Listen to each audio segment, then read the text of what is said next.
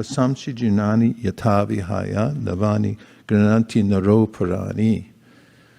So in the Bhagavad Gita, Krishna gives this analogy of how our bodies are like a set of clothing.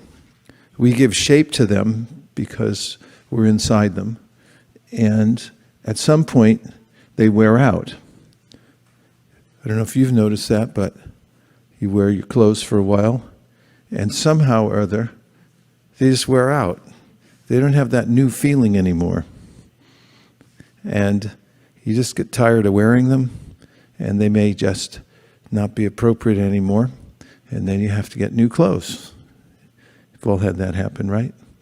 So Krishna says in the same way, we get various bodies that are just like clothes.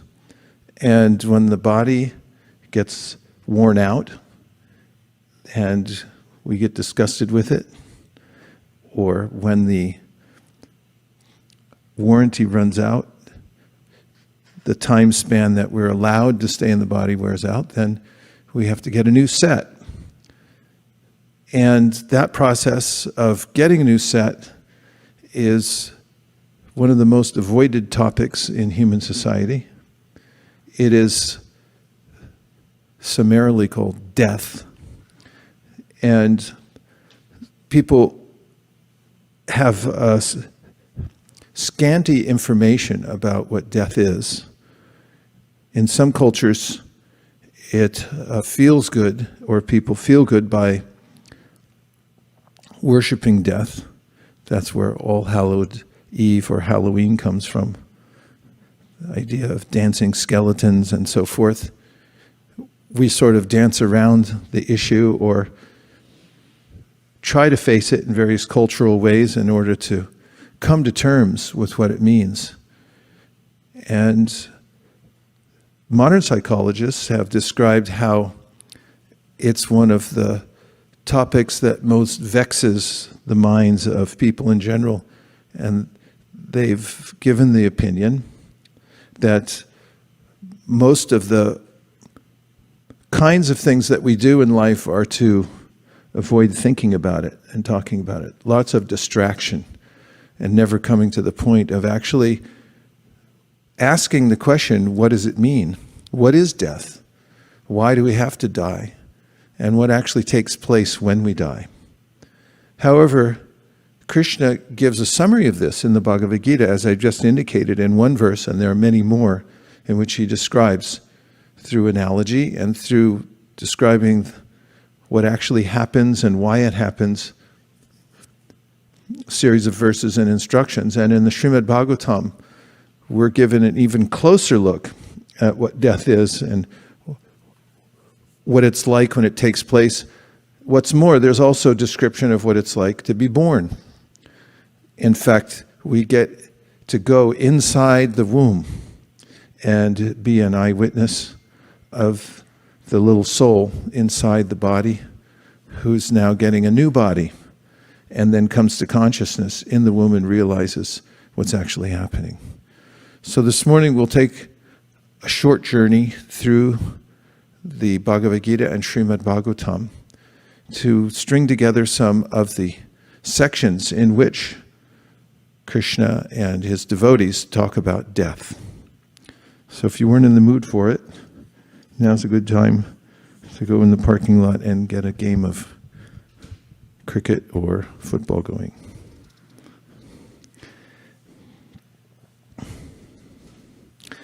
One of the most profound conversations I heard once I was driving somewhere, hopefully to the temple, and I was listening to one of Prabhupada's conversations, and it stuck in my mind so much that I thought I'd pass it on to you. And it goes like this. It was in Honolulu, 1976. Devotee. So if we have to wake again, then there's no really, why should we have to stop birth and death? As Prabhupada had been describing that dying is like going to sleep for some time. So the devotee's playing devil's advocate. And Prabhupada, so you have no experience? Do you sleep perpetually whole day and night? Why do you wake up? Is it not your experience that you sleep at night and wake up at daytime? Devotee, yes. But if I'm going to wake up again, then why should I want to stop it? I go to sleep, I wake up. Prabhupada, no, but you're waking. You are going to wake up like a dog. That is the privilege. You sleep perpetually, not perpetually, for 7 months. And then you wake up as a dog. The body is changed. And go on barking. That you do not know. That is ignorance. Pushta Krishna, that's amazing. You go to sleep in a human body and you wake up in a dog's body. Prabhupada, that's it. Devotee wakes up the next morning. I'm not afraid to go to sleep because I know that I will wake up. So if I'm going to die, and I know, Prabhupada, die means you sleep as a man and wake up as a dog. That is dying. So the part that stuck in my mind was Pushta Krishna Prabhu's exclamation after Prabhupada said, he said, if you hear the tape, you'll understand that it really hit his ear too. He said, oh, you go to sleep as a man, wake up as a dog. And it reminded me of a story I read in my childhood about a man who wakes up as a cockroach. And it quite alarmed me, actually, that story. I think it was a cockroach, or maybe it was a centipede. Somebody can check on that. But he was trying to figure out all his legs and arms. Famous author.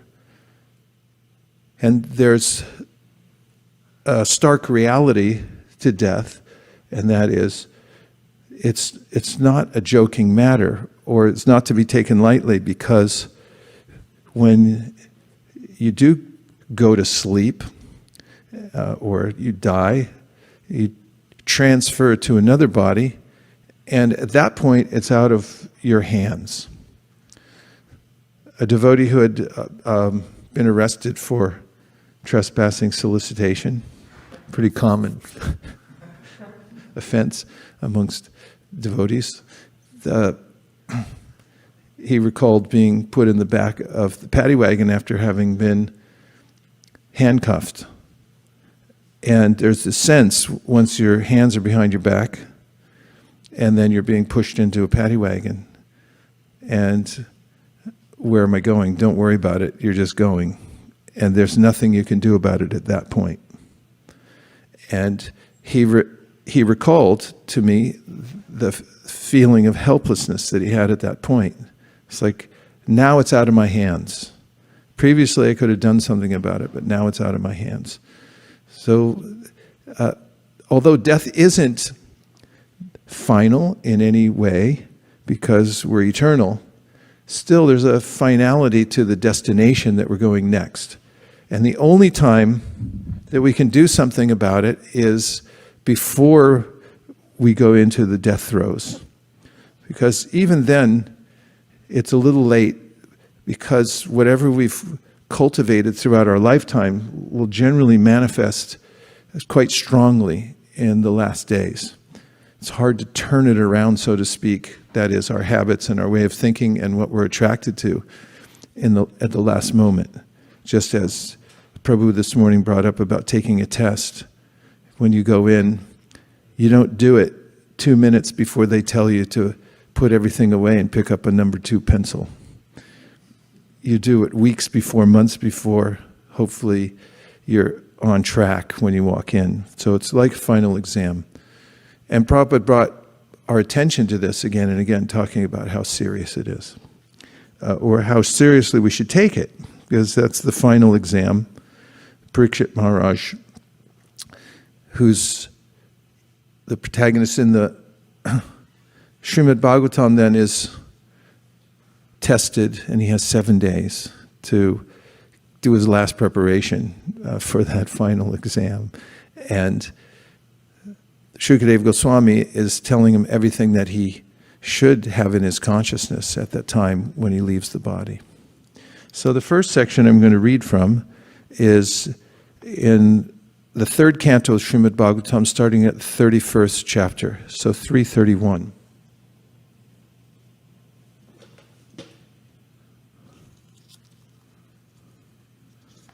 And for those of you who have read this chapter, you know that it is an eye-opener. And for those who haven't, you'll see why others may think that. This one's called Lord Kapila's Instructions on the Movements of the Living Entities. The personality of God had said, this is Kapila Dev speaking too? Correct. Under the supervision of the Supreme Lord, and according to the result of his work, the living entity, the soul, is made to enter the womb of a woman through the particle of male semen to assume a particular type of body. On the first night, the sperm and ovum mix, and on the fifth night, the mixture ferments into a bubble. On the 10th night, it develops into a form like a plum, and after that, it gradually turns into a lump of flesh or an egg, as the case may be. In the course of a month, a head is formed, and at the end of 2 months, the hands, feet, and other limbs take shape.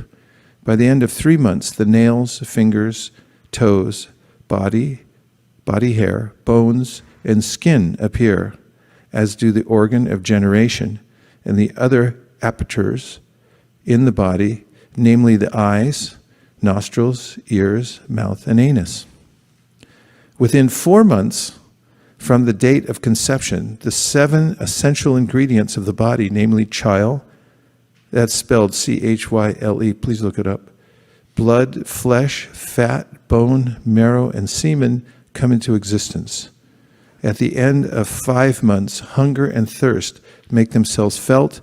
In the end of 6 months, the fetus, enclosed by the amnion, begins to move on the right side of the abdomen. What is it?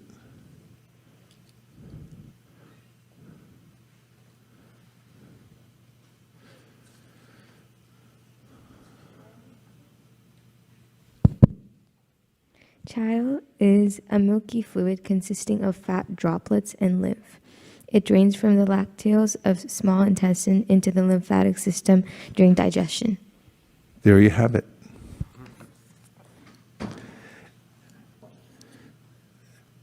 Deriving its nutrition from the food and drink taken by the mother, the fetus grows and remains in the abdominal residence.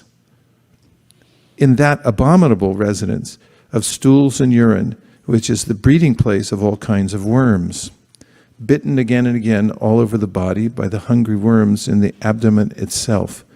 The child suffers terrible agony because of his tenderness. He thus becomes unconscious moment after moment because of the terrible condition. Owing to the mother's eating bitter, pungent foodstuffs or food which is too salty or too sour, the body of the child incessantly suffers pains which are almost intolerable.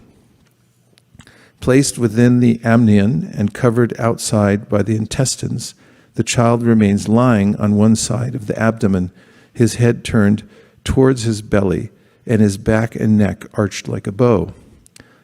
The child thus remains just like a bird in a cage, without freedom of movement. At that time, if the child is fortunate, he can remember all the troubles of his past 100 births, and he grieves wretchedly. What is the possibility of peace of mind in that condition?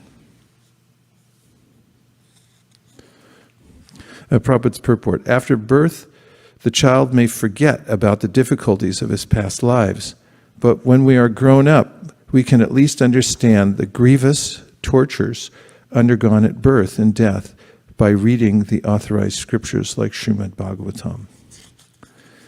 Text 10. Thus endowed with the development of consciousness from the 7th month after his conception, the child is tossed downward by the airs that press the embryo during the weeks preceding delivery. Like the worms born of the same filthy abdominal cavity, he cannot remain in one place. The living entity in this frightful condition of life, bound by 7 layers of material ingredients, prays with folded hands, appealing to the Lord who has put him in that condition. The human soul says, I take shelter of the lotus feet of the Supreme Personality of Godhead, who appears in various eternal forms and walks on the surface of the world. I take shelter of him only because he can give me relief from all fear, and from him I have received this condition of life, which is just befitting my impious activities. I, the pure soul, appearing now bound by my activities, am lying in the womb of my mother by the arrangement of Maya. I offer my respectful obeisances unto him who is also here with me, but who is unaffected and changeless. He is unlimited, but he is perceived in the repentant's heart. To him I offer my respectful obeisances. And in the purport, Prabhupada comments on the word atap yamana hridaye vasitam. He said, it is said here, atap yamana hridaye vasitam. He is in the heart of every living entity, but he can be realized only by a soul who is repentant. The individual soul becomes repentant that he forgot his constitutional position, wanted to become one with the Supreme Soul, and tried his best to lord it over material nature. He has been baffled, and therefore he is repentant. At that time, the Supersoul, or the relationship between the Supersoul and the individual soul, is realized. As it is confirmed in Bhagavad Gita, after many, many births, the knowledge comes to the conditioned soul that Vasudeva is great. He is master and he is Lord. The individual soul is the servant, and therefore he surrenders unto him. At that time, he becomes a Mahatma, a great soul. Therefore, a fortunate living being who comes to this understanding, even within the womb of his mother, has his liberation assured. Text 14, I am separated from the Supreme Lord because of my being in this material body, which is made of 5 elements, and therefore my qualities and senses are being misused, although I am essentially spiritual. Because the Supreme Personality of Godhead is transcendental to material nature and the living entities, because he is devoid of such a material body, and because he is always glorious in his spiritual qualities, I offer my respectful obeisances unto him. The human soul further prays. The living entity is put under the influence of material nature and continues a hard struggle for existence on the path of repeated birth and death. This conditional life is due to his forgetfulness of his relationship with the Supreme Personality of Godhead. Therefore, without the Lord's mercy, how can he again engage in the transcendental loving service of the Lord? No one other than the Supreme Personality of Godhead, as the localized Paramatma, the partial representation of the Lord, is directing all inanimate and animate objects. He is present in the 3 phases of time, past, present, and future. Therefore, the conditioned soul is engaged in different activities by his direction. And in order to get free from the threefold miseries of this conditional life, we have to surrender unto him only. Fallen into a pool of blood, stool, and urine within the abdomen of his mother, his own body scorched by the mother's gastric fire, the embodied soul, anxious to get out, counts his months and prays, O my Lord, when shall I, a wretched soul, be released from this confinement? My dear Lord, by your causeless mercy, I am awakened to consciousness, although I am only 10 months old. From this causeless mercy of the Supreme Personality of Godhead, the friend of all fallen souls, there is no way to express my gratitude but to pray with folded hands.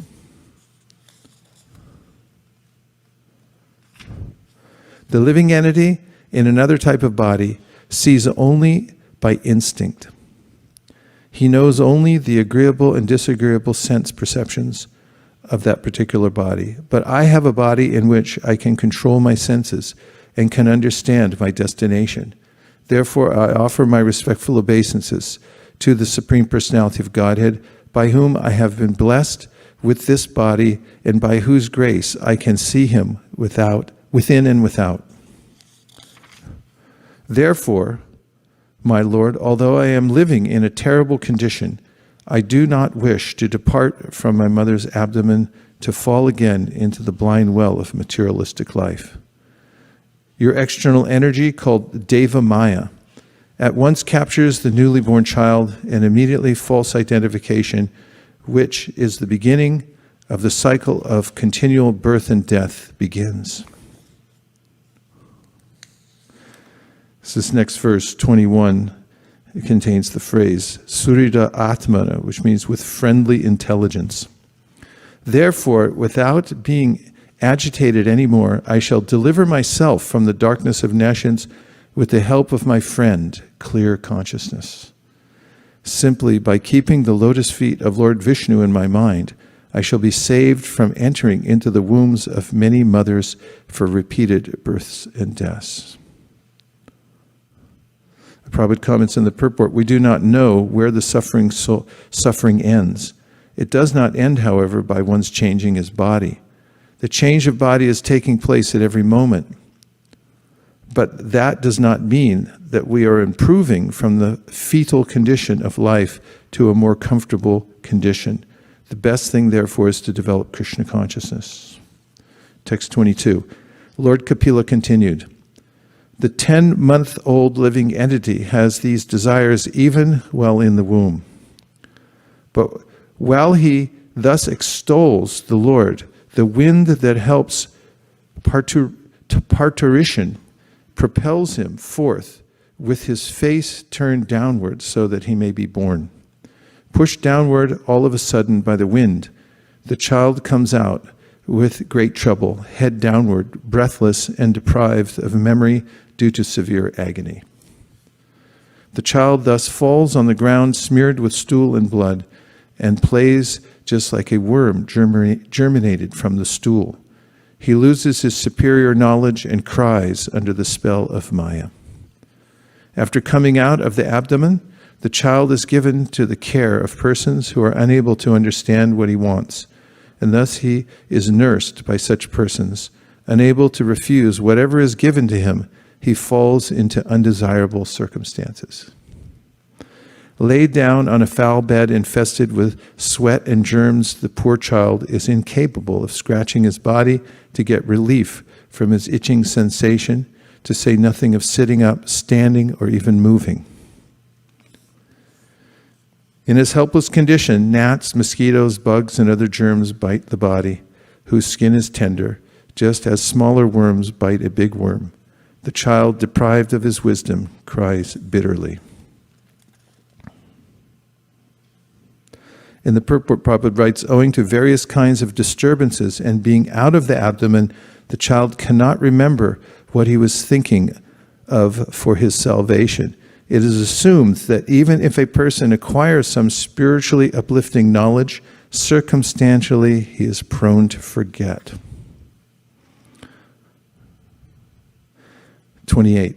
In this way, the child passes through his childhood suffering different kinds of distress and attains boyhood. In boyhood also he suffers pain over desires to get things he can never achieve, and thus, due to ignorance, he becomes angry and sorry. With the growth of the body, the living entity, in order to vanquish his soul, increases his false prestige and anger, and thereby creates enmity toward similarly lusty people.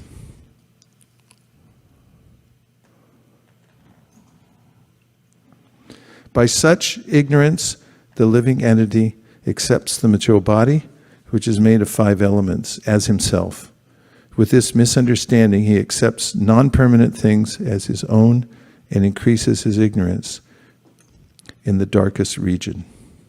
For the sake of the body, which is a source of constant trouble to him and which follows him because he is bound by ties of ignorance and fruit of activities, he performs various actions which cause him to be subjected to repeated birth and death.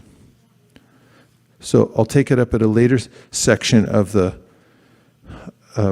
same chapter in a moment, starting with text number 43 through 48. But this is a detailed explanation given by the Bhagavatam of the way a soul, a jiva, comes into the womb of a mother. Karmana daivanetrena jantur deho papate striya pravishta udaram pumsareta kanashraya. There's a particle of consciousness. It is there within the sperm, and then it enters into the egg, and it goes through this process of developing a new body. And of course, this is described as karmana daiva netrena. Daiva means it's by superior arrangement. It doesn't happen by chance. Nor is it mathematically possible for the various phases of development to take place by chance. It's been proven. And so once the child comes to consciousness within the womb, if he's fortunate, then he remembers 100 past lives. And there's a liminal period before he leaves the womb and he comes out, during which he's repentant for blowing it so many times. That's why we hear in the song Jeev Jago, Lord Chaitanya is calling out to the souls and saying, remember that. You already promised. You're in the womb. You said, I'll definitely serve you. But then you forgot, because material nature is so hard to overcome. So, although the intention is there, and the prayers are coming from that soul within the womb, there's a way that when he or she comes out, lights, camera, action. New life, new distraction, new identification with a new body. And all the evidence is so convincing that, you belong here. This is you. You're your body. And we're your family members. Although everyone's playing a part in the drama created by Maya or karma, everyone has their role to play. And then the living being gets entranced by it and goes through the various phases of life and ends up again in the body.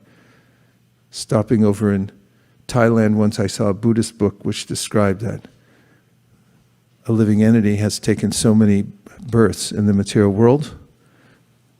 You can count 311 trillion years as one kalpa. Been here for trillions of kalpas. How many bodies did one soul get? Doing this same routine again and again. Well, said the book, enough so if you piled up the skeletons from all those bodies, both animal and human, plant, it would create a mountain that would be so high that it would block out the sun from one living entity. This is ignorance, the repeated birth and death that the soul unnecessarily goes through because of being attracted by the external energy and getting caught in the gears. And it's one of the prayers, Nishpijamanam upakarsha vibho prapannam. Prahlad Maharaj says, I don't want to get caught in that again. I'm afraid of it.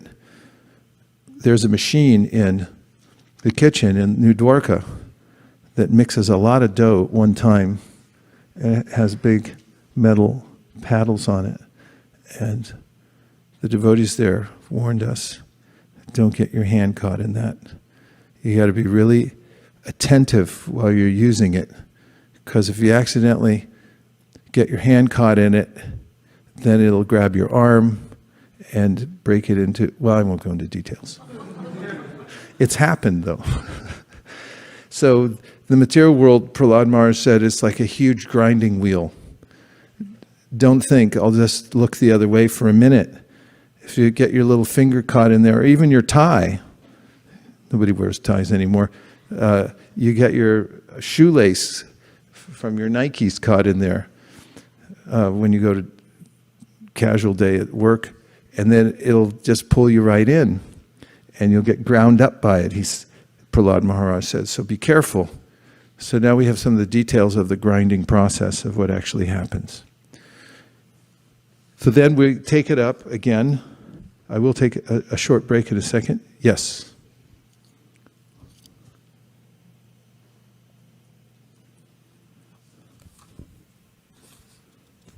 Thank you, Srila Gurudev, for the session. And I have two questions actually. So first, you said the one who is fortunate can remember hundreds of his lifetime when the living entity is born, and when the living entity is in the womb. So how is he fortunate to remember hundreds of lifetimes? How is it fortunate? Yeah. Because then you can, you're seeing things as they are, and in that state, you're able to offer prayers. Okay. So You feel repentant. every living entity prays like this, or it's just Fortunate ones. only fortunate ones? I underlined it twice in the book because this is a perennial topic that comes up. And I remember giving a class once, and then someone came rushing in saying, no, only fortunate ones, because it's mentioned in there. If you'd like me to go back to that verse, I'll see what I underlined in the purport. It's text 9. Okay.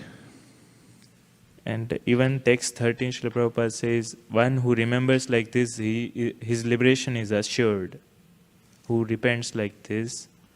And the Prabhupada's purport. After birth, the child may forget about the difficulties in his past lives. But when we are grown up, we can at least understand the grievous tortures undergone at birth and death by reading the authorized scriptures like Srimad Bhagavatam. If we do not believe in the scriptures, that is a different question. But if we have faith in the authority of such descriptions, then we must prepare for our freedom in the next life. That is possible in this human form of life. One who does not take heed of these indications of suffering in human existence is said to be undoubtedly committing suicide. It is said that this human form of life is the only means for crossing over the nescience of Maya or material existence. We have a very efficient boat in this human form of body, and there is a very expert captain, the spiritual master. The scriptural injunctions are like favorable winds. If we do not cross over the ocean of nescience, of material existence, in spite of these facilities, then certainly we are all intentionally committing suicide. So in text 13, Srila Prabhupada's in purport text, so this text 9 was about fortunate living entity who remembers hundreds of pastimes, and in text 13 purport at the end. Okay, I'll just read it. Yeah. I, the pure soul, appearing now bound by my activities, am lying in the womb of my mother by the arrangement of Maya. I offer my respectful obeisances unto him who is also here with me, but who is unaffected and changeless. He is unlimited, but he is perceived in the repentant heart. To him I offer my respectful obeisances. Purport. As stated in the previous verse, the Jiva soul says, I take shelter of the Supreme Lord. Therefore, constitutionally, the Jiva soul is the subordinate servitor of the Supreme Soul, the personality of Godhead. Both the Supreme Soul and the Jiva soul are sitting in the same body, as confirmed in the Upanishads. They are sitting as friends, but one is suffering, and the other is aloof from suffering.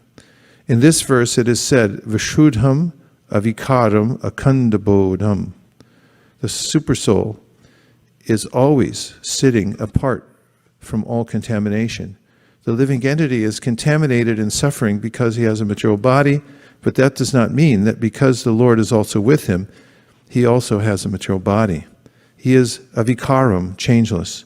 He is always the same supreme, but unfortunately, the Mayavadi philosophers, because of their impure hearts, cannot understand that the Supreme Soul, the Super Soul, is different from the individual soul. It is said here, Ata Yamana Hridaye Vasitam. He is in the heart of every living entity, but he can be realized only by a soul who is repentant. The individual soul becomes repentant that he forgot his constitutional position, wanted to become one with the Supreme Soul, and tried his best to lord it over material nature. He has been baffled, and therefore he is repentant. At that time, Super Soul, or the relationship between the Super Soul and the individual soul, is realized. As it is confirmed in Bhagavad Gita, after many, many births, the knowledge comes to the conditioned soul that Vasudeva is great. He is master and he is Lord.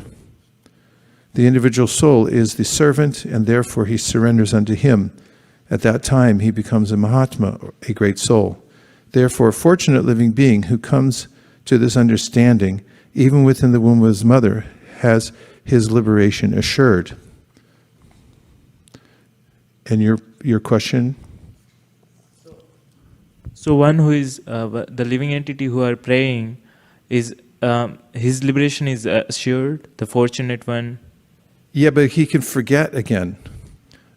I mean, we're in a marginal position, and what's indicated here is also that although somebody comes to consciousness, they can, by the force of the external manifestation of the senses, once they come out into the world, can also become forgetful and not be able to take advantage of it immediately.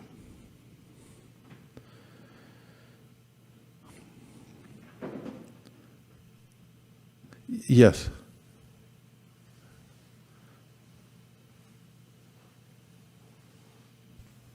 Hare Krishna. I would like to know what is the nature of the soul. Kesha grashata bhagasya sharam shashadrit shatmaka jiva sukshva sorupo yam sankyatito hichitkana. Is Chaitanya Mahaprabhu describing to Rupa Goswami, by quoting from the Upanishads, says that the soul is 1/10,000th size, the tip of a hair, and he's chitkana, he's a particle of pure consciousness. So it's very tiny, like atomic in size, but has the property of awareness, consciousness, eternality. As soul is part and parcel of Krishna. And Krishna describes Mamai Vamsho Jiva Loke Jiva Bhuta Sanatana. That little jiva is a part and parcel of Krishna. So just as Krishna is eternal, so the soul's eternal. So when you're born, you have a finger, hopefully, and it's part of your body.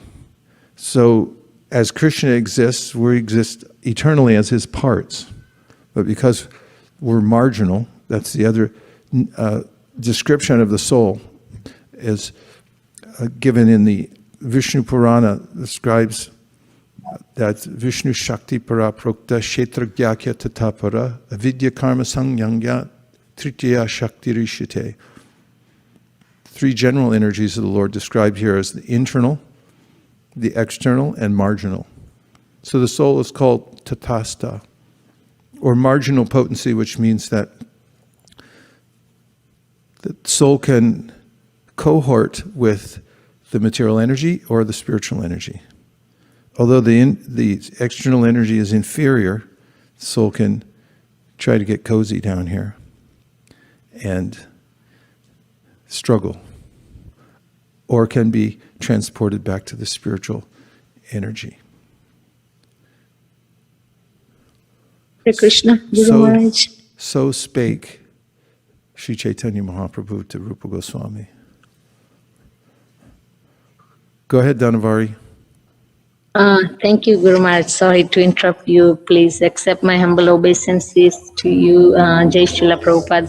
My question is it right understanding from this reading that even though we go through so much trouble in womb and for 9 months and so on, but if we take human form of life, all these previous lives are worth taking human form, and if we remember Krishna or Lord, if we do bhakti, then it's all worth, the trouble is worth. Is this the right understanding? Then we don't mind taking like millions of births. Is it because we got human form and we are trying to remember Krishna? Is this the right understanding or conclusion? Please.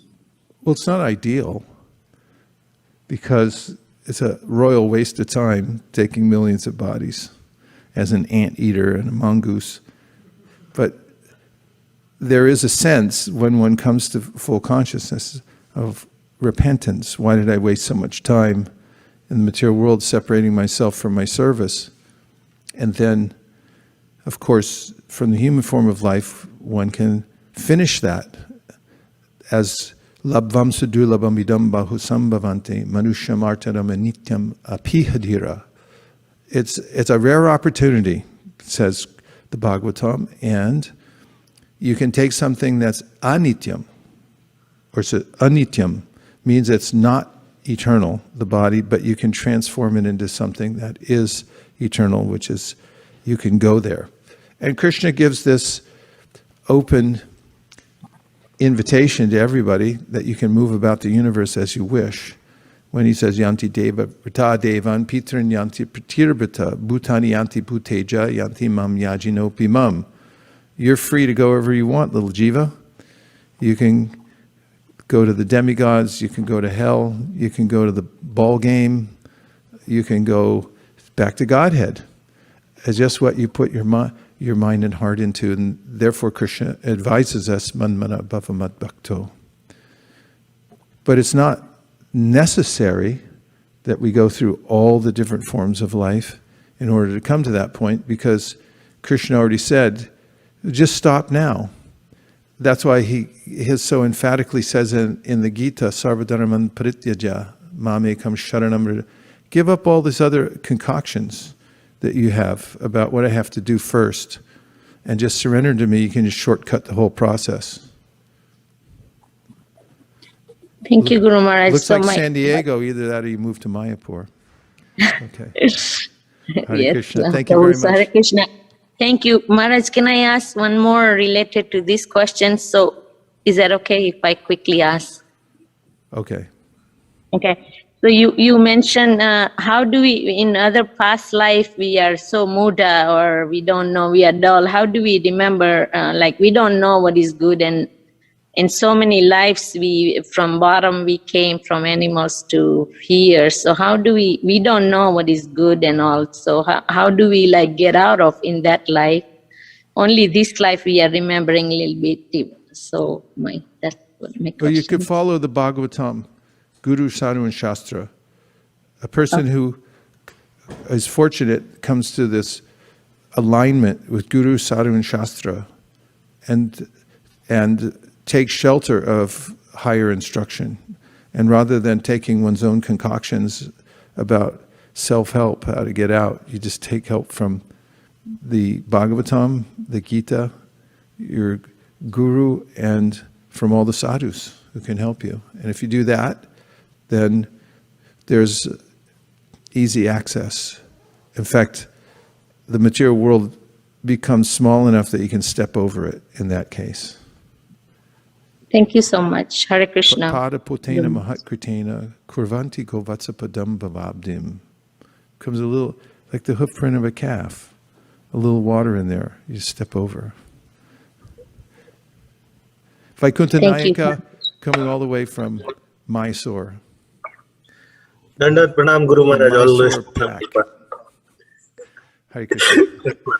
That's, so Maharaj, my question was about the design of this material world.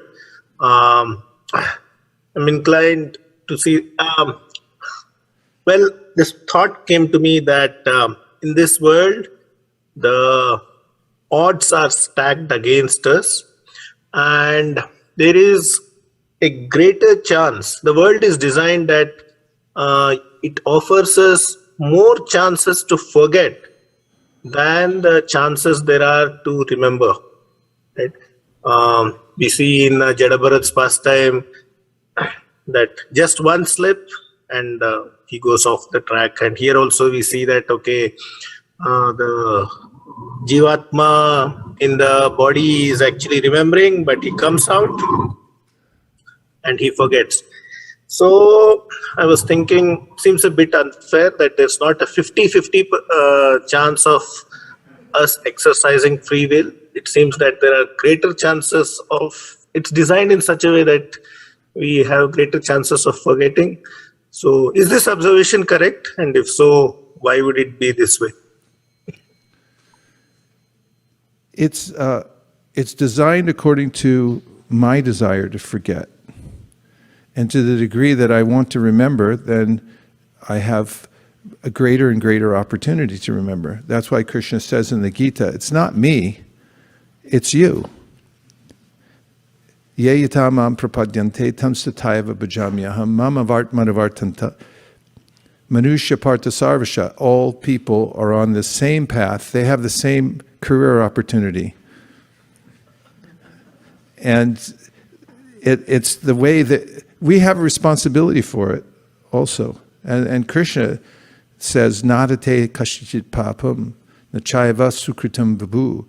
That I'm not the one who put you in the situation, nor am I perpetuating it. You are, and what's the problem is ignorance. So when you come out of ignorance, then you'll see like, hey, there was actually no problem in the first place. So why is that? It's because Krishna is honoring our free will. And if he gave us a partial experience in the material world, then it wouldn't be a full exhibition of our free will. For instance, I want to forget completely. Then he has to give a complete opportunity for us to forget, including incidents that happen that seem like there is no God. Because that's what I want. Therefore, he gives us such scenarios. And he stays out of sight, out of mind, very purposely to honor our objection to him being in control of everything. And why can't I? And so I want a divorce. And therefore, although he continues to send checks, he makes sure his name's not on it. And also that we don't even know that it's going in our bank account. Most people forget. They're being maintained by the Supreme Personality of God because Krishna allows them. And then they think, oh, I'm doing it. I'm the maintainer, and so forth. So when we do come to knowledge, then there's even more appreciation that Krishna's given us a complete option. It's mentioned also prayers personified in the prayers by the personified Vedas that it's the greatest of pastimes of the Lord is to save the conditioned souls from the material world. And as we heard last week, actually that's his full intention. It's not 50-50. It's 100% he wants us to come out of the material world. But he's so kind that he gives us the option that if you want to be in Maya, then I'll make it so complete that you can live in that without having to come up for air for a long time, if that's what you wish. So when we do come to that realization, the contrast is so stark between ignorance and its biting quality and also its power that we don't feel like dabbling in both worlds. Because when we see how sticky material desires are, that they hold on to us, and we say, why didn't God make them easier? It's a lesson, actually, for us, that the material world's a sticky place. And that human life means coming to consciousness of consequences, causality, and that is what the human brain is meant for. And you keep following that causality back and you find out that, yes, Krishna is the cause of all causes. I have a relationship with him, but I've defaulted on that relationship, and therefore that gives us our free will back. That now let me revive it. And it's the moment that there's that sense, then as we just read, somebody's liberation is assured. Somebody who comes to that awareness that I want to surrender to the Supreme Personality of Godhead, he gives the wherewithal to do so. And there's a preponderance of evidence that Krishna inordinately reaches out to such people, even if they take to Krishna consciousness and then they're not able to complete it. He gives them forward progress. They start over in their next life. Or he's there to rectify any mistakes they make if they're sincere. That's all that's required. Sopadamulam bhajata priyasya taktanya bhavasya hare priyeshaha vikarmayat shot patitan katanchit tunoti sarvam hridi sanivishta You take up devotional service, but you do some vikarma, Krishna rectifies it from within your heart so that you can keep going. It's not his fault. Yeah, we have to take responsibility. I'll just take a couple more. Uh-oh. Okay. One from here, then one from the board. We'll just take a few more because I got a little more mileage to cover. For that, I had a comment to do, but I just wanted to mention about your answer to Prabhu's question is, you just feel that so much of gratitude you should have to someone who we have totally rejected and is still taking care of us, even without letting know who is that person. That is that's just enough for us to surrender to Krishna, I felt. So my comment was, when we were reading this, Prabhu, when I first read this chapter, I was in my second year in college doing my master's, and we had pediatrics.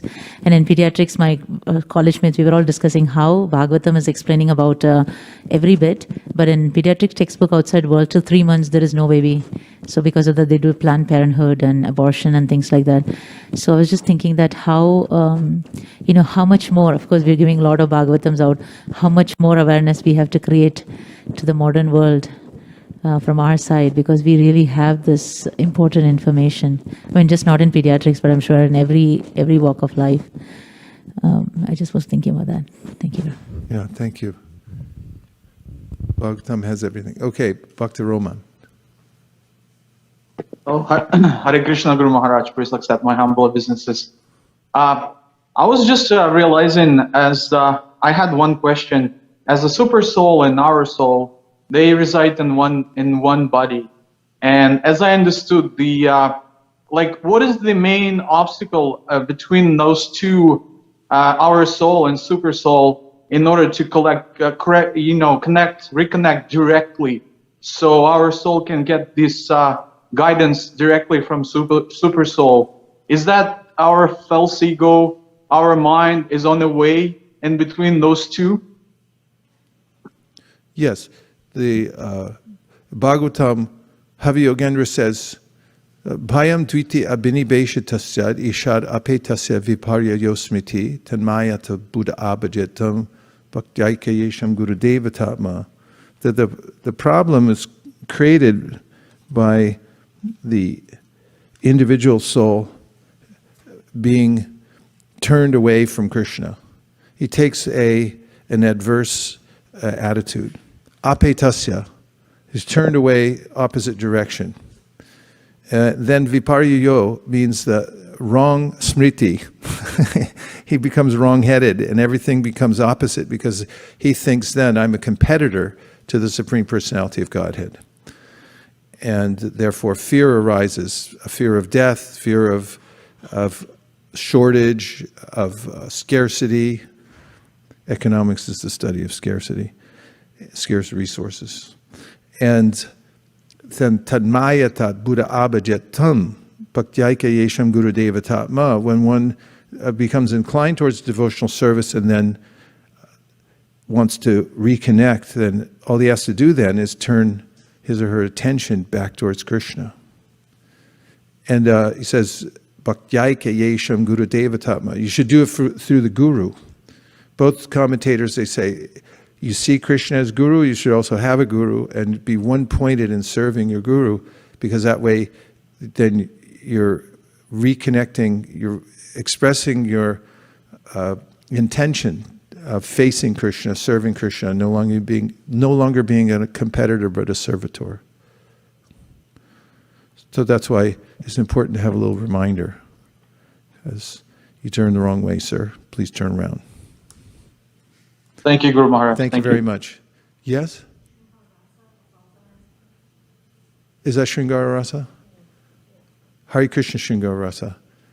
Is that a palm tree behind you? That's a name of a memoir for the pandemic, Speaking on Mute. Are you on mute? Looks like a little red microphone. Sorry, Hare Krishna Maharaj. Hare Krishna. Please accept my humble obeisances. Done with pronouns. Sorry, it's a bamboo plant. I was speaking behind the muted mic. Sorry. So I had I wanted to share a reflection that the section that you read, thank you for the class. And I was thinking that how it so nicely explained the process of trauma in psychiatry and psychology.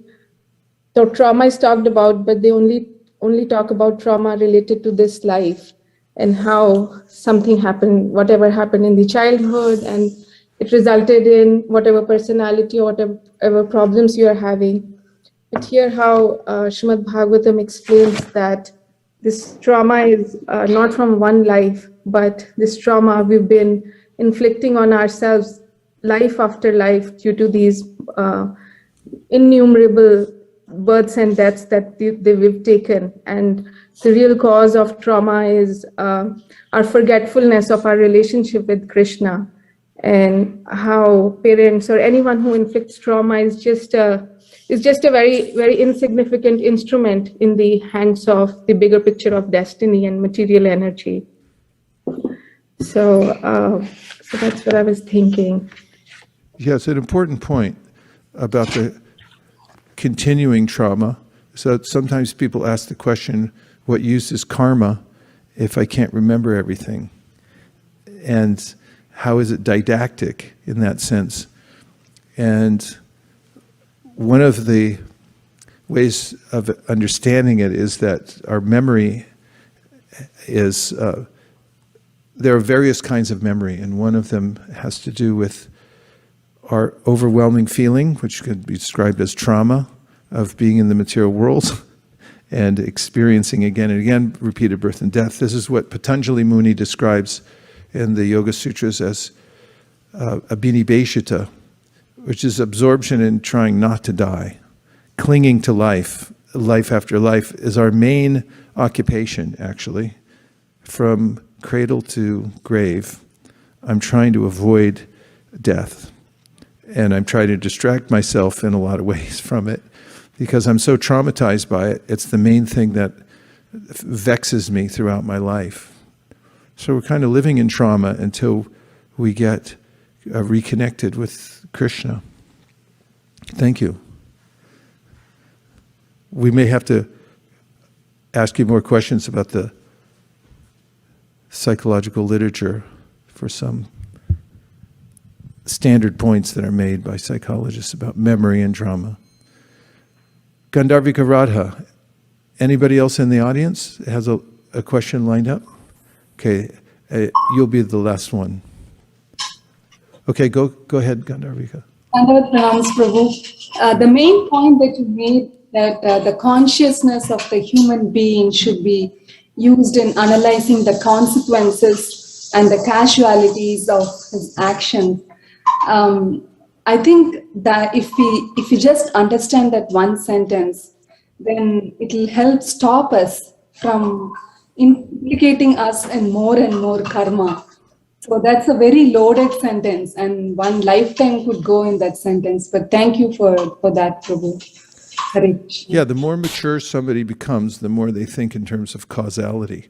Like a child just wants to play all day and doesn't think in terms of like, what'll happen if I don't go to school?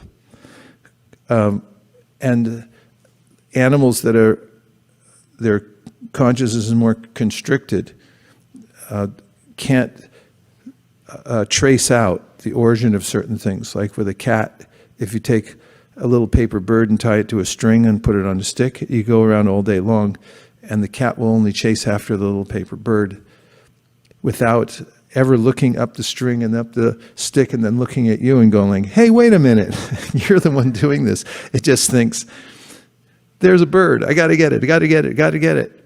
And so human beings have the capability of tracing back. And it reminded me when I first joined the San Francisco temple, and there was a Back to Godhead magazine, and it had a picture of Krishna, and it said, Krishna, Supreme Personality of Godhead, the cause of all causes. And I remember looking at that and thinking, so that's it. There's the cause of all causes. It goes back there, stop, that's it. Cause of all causes. Apara Gurungi. Hare Krishna Guru Maharaj, thank you so much for the class. So this question came up in my mind while Dhanwari Mataji was asking a question, that as devotees, what should be our mood? Like when we think of leaving this body, should we prepare that, okay, we want to go back to Godhead, or just be ready where Krishna or the spiritual master want us to go? That's described in the 8th chapter of the Bhagavad Gita. Naite sriti partajanan yogi muyati kashchana tasmat sarveshu kaleshu mamanusmara yujicha. I probably blew it. But the point that Krishna is making there at the end of the 8th chapter is the devotees are always absorbed in me and my service and dependent on me. Whereas there are people who are high-minded and they're calculating that, wait a minute, I'm not my body. I have to leave the world at a certain time. There are auspicious and inauspicious times to do so, and they're very calculating in doing that. Krishna says, my devotees don't do that. They don't calculate when, because they just depend on me. And Prabhupada writes in his purport that it doesn't matter how devotees leave the world. He said even by accident. You know, some road accident happens and it's like he dies. It's like, how could that happen? It's like, hey, it's up to Krishna. After all, his whole family left by fratricidal war. Krishna has his own ways of taking his devotees out of the world.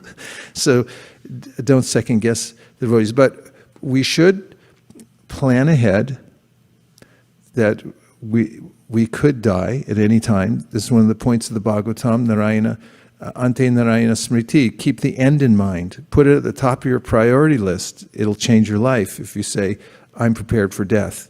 Then a lot of other things come into perspective when I have that idea that what am I ultimately doing here? What's my ultimate priority? Get ready for death. Then does this matter as much now? Not so much. What I was just thinking was a big deal. I was about to get in a fit of road rage.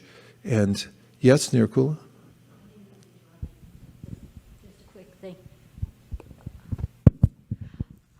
Hospice nurses and social workers who tend people at their time of death, even if they haven't had a spiritual life, they will oftentimes put into words when they know they're getting ready to die, and even not quite conscious, they'll say things like, I have to get ready for a trip, and I'm not sure I have everything I need.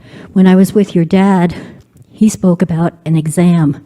He said, I feel like I'm about to take an exam and I'm not sure I'm prepared. Yeah, so there is when you're around people who are about to leave their body, and as you said, Nirkula, a lot of times when you're around living entities who are being born, right? Because you've done that a lot. There's it's sort of a liminal space, coming in, going out. Satyadev Prabhu said the same thing. Whenever he hears an ambulance, whenever we're traveling anyway, he goes, somebody's checking in or checking out. But it's a liminal space because we've noted that even before you die, you kind of, there's a process of giving up the body. It's sort of starting with the verse I said at the beginning, there's a way in which it's wearing out. My enchantment with the body is like, hey, I can't stay here anymore. I'm like, no dignity, disgusted. You kind of like die to the idea of having a body anyway and keeping it around. And there are stages of letting go of the body and having to separate from it. But it doesn't mean that then you get a spiritual body. You have to actually prepare for that. You have to know that this life has the opportunity for me to reorient myself towards Krishna. And I should be careful. I just heard Prabhupada saying this the other day, warning. He said Bharat Maharaj made a little mistake.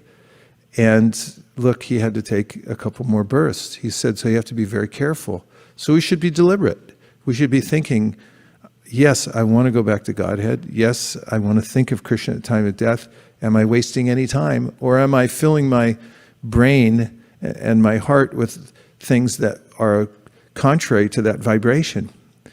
So we should develop bhava, for Krishna before we leave the body. And it's not a big mystery, actually. We go back to Godhead even before we leave this body. Means, as Chaitanya Mahaprabhu said, the creeper grows from the heart of the devotee through the viraja. When you cross from the material world to the spiritual world, you have to go across this river called the viraja. And once you pop out on the other side, then you're in the spiritual world. Even though you may still have a material body, your consciousness is now connected to the spiritual world. So we should be there at that stage before we leave the body, and not just leave it to chance. That's, oh, maybe I'll go back to Godhead. Prabhupada didn't talk like that. Even when devotees died, he said, well, if you were thinking of Krishna, you went back to Godhead. If you weren't, take birth in the heavenly planets, and then you'll take birth at ISV later on. It's a kid with a madanga coming out, like, Haribo! So it's a science. It's not like when I went to my grandmother's funeral and they were saying, oh, she's probably in a better place now. And I'm thinking, what does that mean? Grandma, I'm rooting for you. Hare Krishna. Okay, I have a couple more points to make, if you don't mind. Do you need a break for 2 minutes beforehand? Not you guys. That's the word on the street. You guys don't take breaks. Okay. Okay, last one. Make it really quick, Prabhu. Actually, I should talk. I'm the one who makes it longer. You go right ahead. 43, 48. Maharaj. Yes, please. This question is related to dealing with people, in this material world. We come across different kinds of mindsets or different kinds of mentalities among the people. Some of them are humble. Some of them are, unfortunately, they have an attitude in this material world. I often see that. And then it just knocks me. Being a devotee for quite some time, I feel that, people should be humble and, they should be sensitive to, people's feelings. But unfortunately, we see in this material world, there is this kind of attitude, or maybe I think sometimes it's arrogance. How do you deal with such kind of people when you come across them in close circles? Have you ever seen somebody who had an arrogant attitude or was fully invested in materialistic activities change and become a devotee? Just say yes. It's happened a lot of times. So that's how you should see people, as for their potential. Because no matter where they are at now, and I mean, there are all kinds of stories. One was Haridas Prabhu, who was a professional thief. And when he saw a picture of Prabhupada, someone had given Prabhupada, and he never kept these things very long, but sometimes people give like an expensive watch, and a couple days later somebody else would be wearing it. Because he didn't hang on to stuff, but the thief saw that Prabhupada was wearing a watch, and he thought, "I'll go join that group, and somehow I'm going to steal that watch." And he sat in enough classes that trying to act like he fit in, and then he said, "Oh heck, I'm just going to be a devotee," and he surrendered.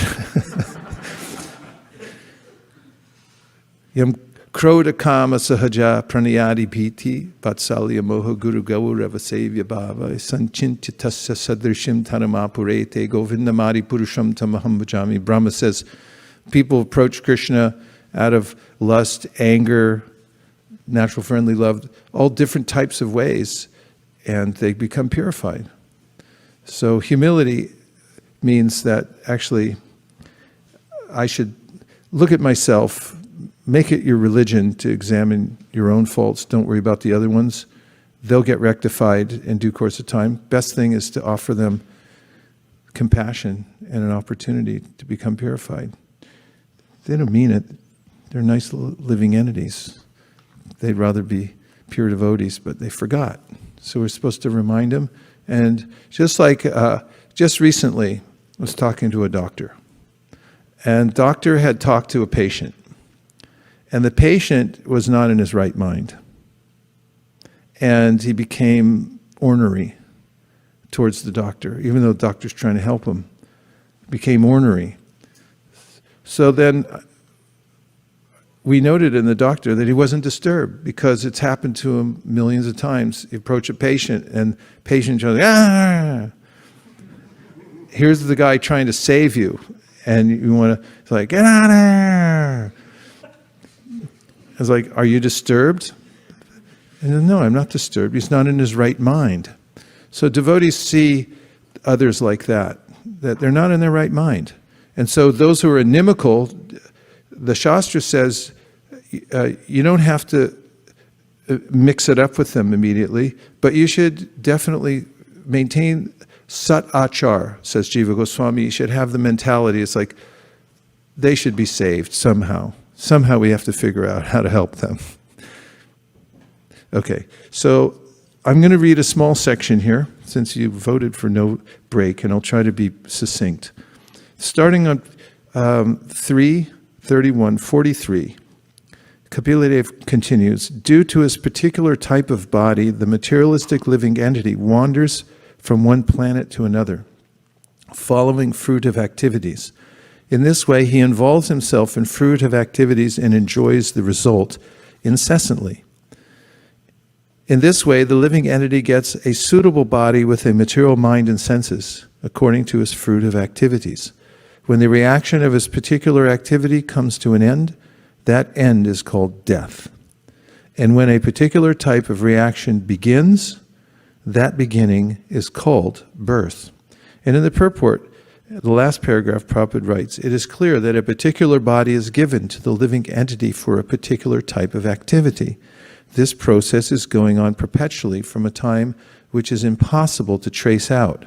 Vaishnava poets say, therefore, anadi karma pale, which means that these actions and reactions of one's activity cannot be traced, for they may even continue from the last millennium of Brahma's birth to the next millennium. We have seen the example in the life of Narada Muni. In one millennium, he was the son of a maidservant, and in the next millennium, he became a great sage. Text number 46. When the eyes lose their power to see color or form due to morbid affliction of the optic nerve, the sense of sight becomes deadened. The living entity, who is the seer of both the eyes and the sight, loses his power of vision. In the same way, when the physical body, the place where perception of objects occurs, is rendered incapable of perceiving, that is known as death. When one begins to view the physical body as one's very self, that is called birth. Therefore, one should not view death with horror, nor have recourse in defining the body as soul, nor give way to exaggeration in enjoying the bodily necessities of life. Realizing the true nature of the living entity, one should move about in the world free from attachment and steadfast in purpose. That's all of you. Endowed with right vision and strengthened by devotional service, and a pessimistic attitude toward material identity, one should relegate his body to this illusory world through his reason. Thus, one can be unconcerned with this material world. Prabhupada writes in the purport, it is sometimes misunderstood that if one has to associate with persons engaged in devotional service, he will not be able to solve the economic problem.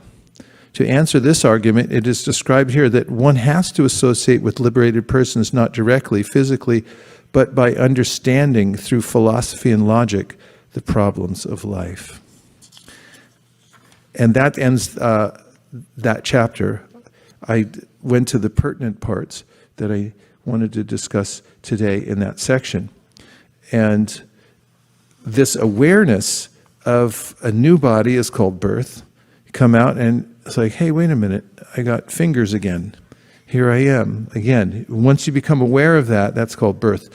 And the death means that the power to see and to utilize the God-given senses is the warranty runs out and you can't use them anymore. Optic nerve no longer available, other parts no longer available, and then you become unaware of that particular body. You forget about that body. It gets burned, actually, or thrown away somewhere, and you get a whole new set of circumstances, which takes us to 11:22:38, which is so profound that once you hear this, you could freak out. So if you don't want to freak out, now's the time to take a break.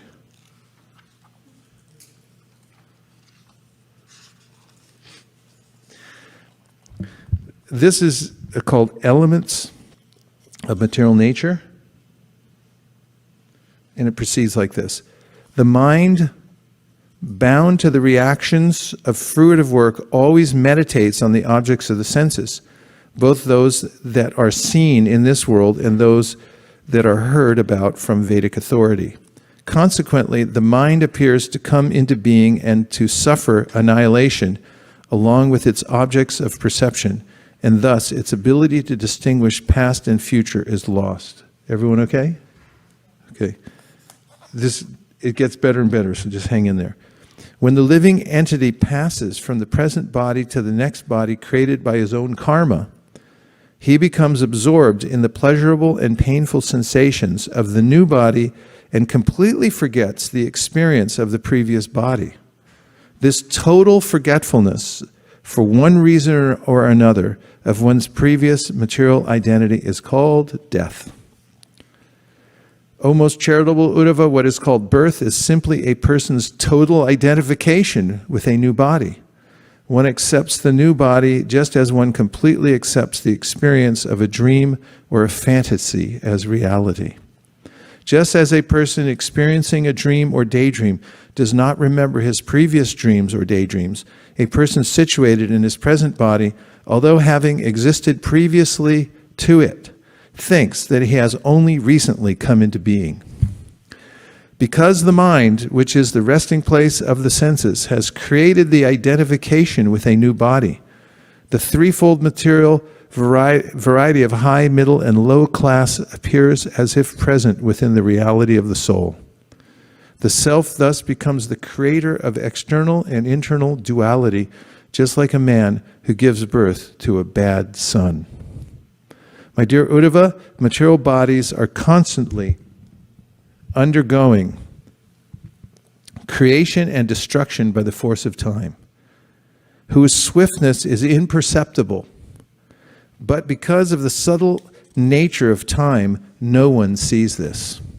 The different stages of transformation of all material bodies occur just like those of the flame of a candle, the current of a river, or the fruits of a tree. Although the illumination of a lamp consists of innumerable rays of light undergoing constant creation, transformation, and destruction, a person with illusory intelligence speaks falsely, saying, "This very light is still shining." As one observes a flowing river, ever new water passes by and goes far away, but still observing the same point in the river, a foolish person falsely states, "This is the water of the river." And although the material body of a human being is constantly undergoing transformation, those who are simply wasting their lives falsely think and say that each particular stage of the body is the real identity of the person.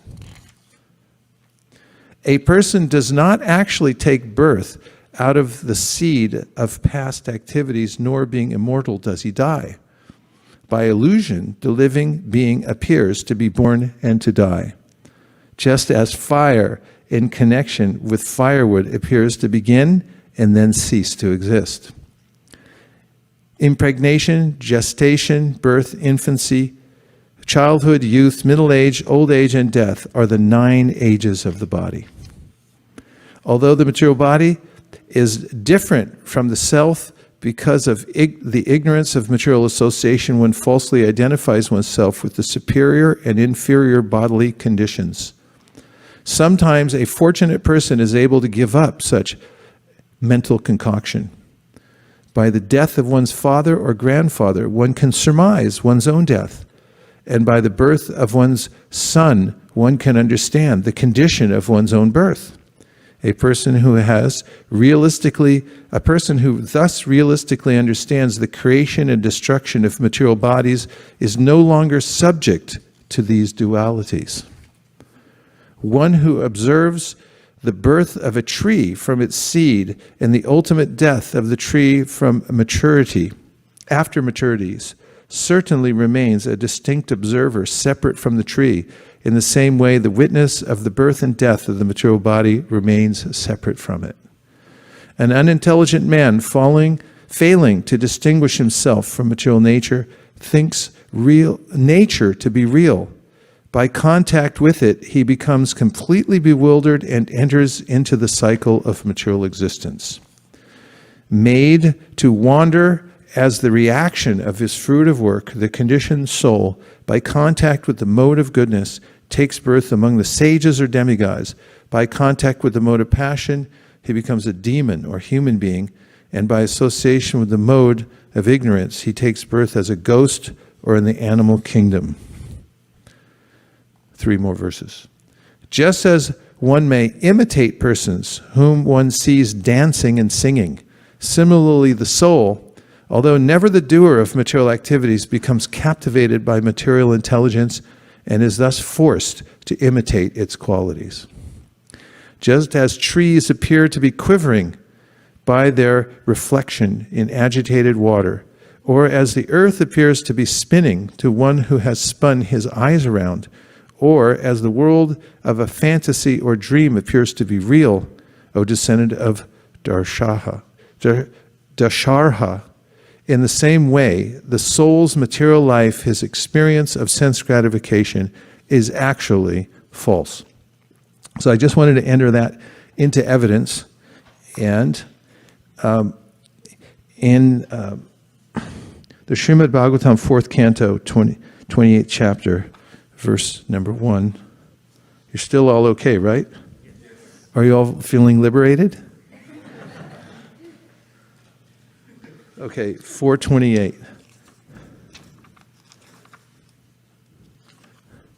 This is a metaphorical explanation which brings it even closer to home, the process of death, if you don't mind.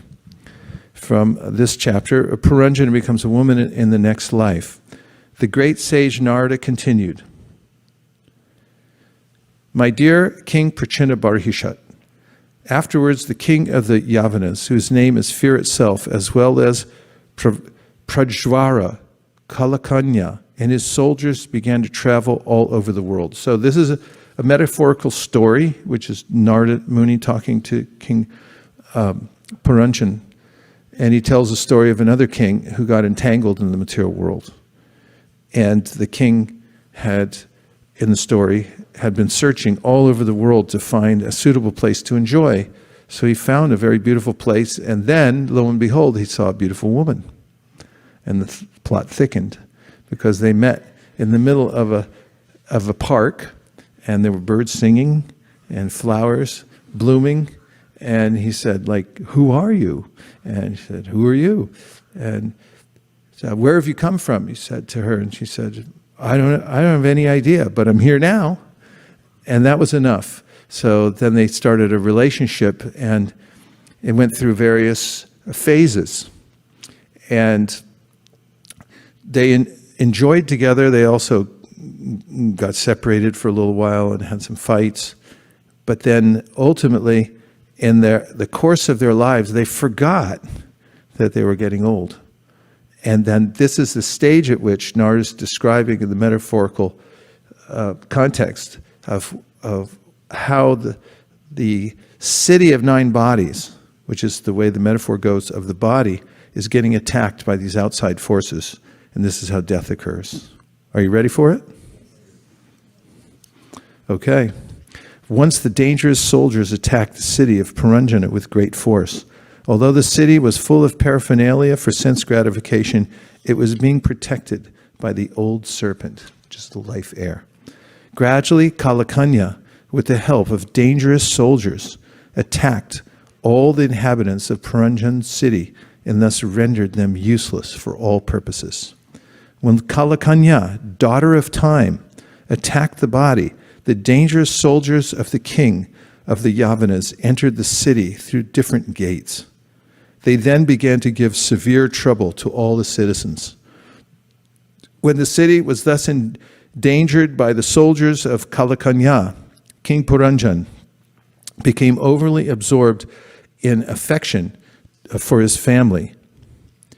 Being overly absorbed in affection for his family was placed in difficulty by the attack of Yavanaraj and Kalakanya.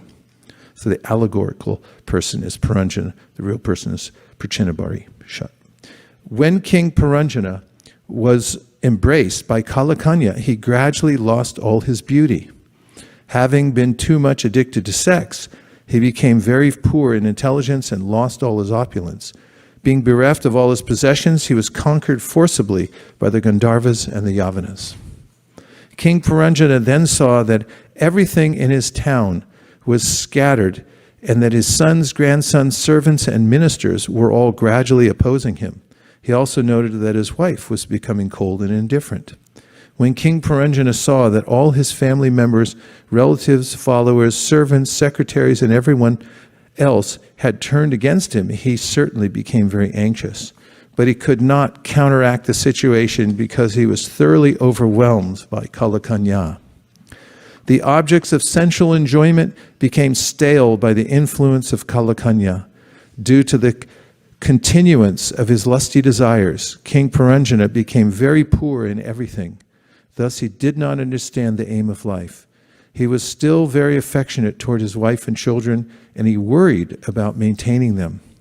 The city of King Puranjana was overcome by the Gandharva and Yavana soldiers, and although the king had no desire to leave the city, he was circumstantially forced to do so, for it was smashed by Kalakanya. Under the circumstances, the elder brother of Yavanaraj, known as Prajwara, set fire to the city to please his younger brother, whose name is Fear itself. When the city was set ablaze, all the citizens and servants of the king, as well as all family members, sons, grandsons, wives, and other relatives, were within the fire. King Puranjana thus became very unhappy. The city's superintendent of police, the serpent, saw that the citizens were being attacked by Kalakanya, and he became very aggrieved to see his own residence set ablaze after being attacked by Yavanas. Again, context, this is the experience of the body being overrun by old age, and then the fever, everything's breaking down. As a serpent living within the cavity of a tree wishes to leave when there is a forest fire, so the city's police superintendent, the snake, wished to leave the city due to the fire's severe heat. The limbs of the serpent's body were slackened by the Gandharvas and Yavana soldiers who had thoroughly defeated his bodily strength. When he attempted to leave the body, he was checked by his enemies. Being thus baffled in his attempt, he began to cry loudly. King Puranjana then began to think of his daughters, sons, grandsons, daughters-in-law, sons-in-law, servants, and other associates, as well as his house, his household paraphernalia, and his little accumulation of wealth. King Puranjana was overly attached to his family and conceptions of I and mine. Because he was overly attracted to his wife, he was already quite poverty-stricken. At the time of separation, he became very sorry. King Puranjana was anxiously thinking, "Alas, my wife is encumbered by so many children. When I pass from this body, how will she be able to maintain all these family members? Alas, she will be greatly harassed by thoughts of family maintenance." King Puranjana then began to think of his past dealings with his wife. He recalled that his wife would not take her dinner until he had finished his, that she would not take her bath until he had finished his, and that she was always very much attached to him, so much so that he would sometimes become angry and chastise her. If he would sometimes become angry and chastise her, she would simply remain silent and tolerate his misbehavior. King Puranjana continued thinking how, when he was in a state of bewilderment, his wife would give him good counsel, and how she would become aggrieved when he was away from home. Although she was the mother of so many sons and heroes, the king still feared that she would not be able to maintain the responsibility of household affairs. King Puranjana continued worrying.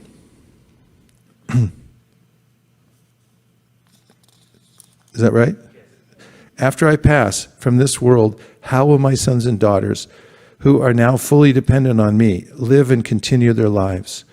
Their position will be similar to that of passengers aboard a ship wrecked in the middle of the ocean. Although King Puranjana should not have lamented over the fate of his wife and children, he nonetheless did so due to his miserly intelligence. In the meantime, Yavanaraj, whose name was fear itself, immediately drew near to arrest him. When the Yavanas were taking King Puranjana away to their place, binding him like an animal, the king's followers became greatly aggrieved. While they lamented, they were forced to go along with him. The serpent, who had already been arrested by the soldiers of Yavanaraj, was out of the city, began to follow his master along with the others. As soon as they all left the city, it was immediately dismantled and smashed to dust. When King Puranjana was being dragged with great force by the powerful Yavana, out of his gross ignorance, he still could not remember his friend and well-wisher, the Supersoul. The most unkind king Puranjana had killed many animals in various sacrifices. Now, taking advantage of this opportunity, all these animals began to pierce him with their horns. It was as though he were being cut to pieces by axes. 2 more verses. Due to his contaminated association with women, a living entity like King Puranjana eternally suffers all the pangs of material existence and remains in the dark region of material life, bereft of all remembrance for many, many years. King Puranjana gave up his body while remembering his wife, and consequently in his next life he became a very beautiful and well-situated woman. He took his next birth as the daughter of King Vidarbha in the very house of the king. Om Tat Sat. So these scenarios give us an overview of the life of someone who doesn't invest in his or her consciousness and Krishna consciousness, and it's a natural default mode to just become attached in the ways that are described here, and then this perpetuates the process because there's some facility provided by material nature. So we've heard a few scenarios about the process of death, the psychology of one going through it, birth and death, and also the various technical aspects of the body developing and how it does so when the soul enters the body. And we will continue Death Katha